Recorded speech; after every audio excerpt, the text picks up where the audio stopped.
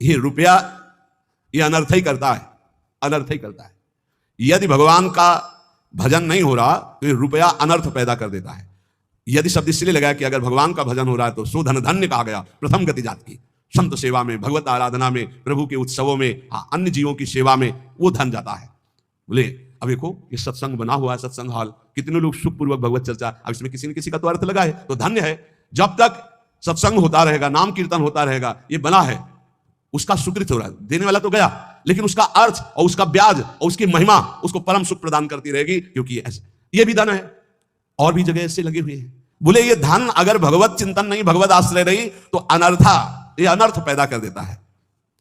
एक मार्ग में जा रहे थे तो स्वर्ण और जवाहरात आदि की असरफियों से भरी हुई एक थैली पड़ी थी, किसी की गिर गई। तो संत जा रहे थे, उनके शिष्य उठा ले, बोले चुप, छूना मत, मृत्यु है, मार देगी, डाइन है, खा जाएगी ये संपत्ति।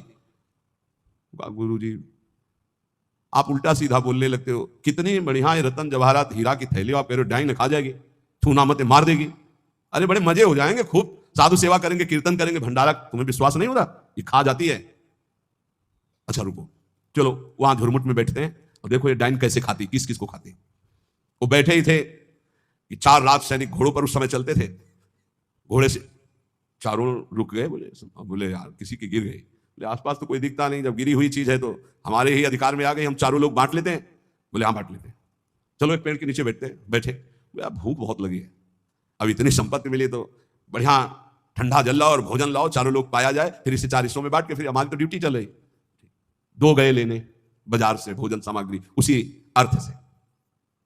उन गए, बहुत कीमती कीमती रत्न है। बोले इरादा क्या है? बोले हम दोनों यही पा लेते हैं, कह देंगे कि हम तो पाले थे और जहर मिला देते हैं, उनको ले जाते हैं, विश्वास से पालेंगे, दोनों मर जाएंगे, 2 हिस्से में बांट लेंगे, 4 हिस्सा क्यों लगेगा? बढ़िया बात है।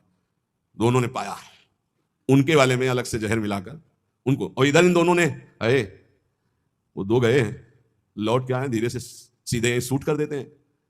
जब राज दरबार में पूछा जाएगा तो कह देंगे कि दुश्मनों ने शूट कर दिया, और 2 हिस्से में बांट लेते हैं। बोले बहुत बढ़िया, ऐसा ही करते हैं। बोले देखते ही दूर से ही गोली मार देना, नजदीक ना आने पाए, क्योंकि जब ये साबित करना है कि दुश्मनों ने मारा तो दूर से ही मार देना।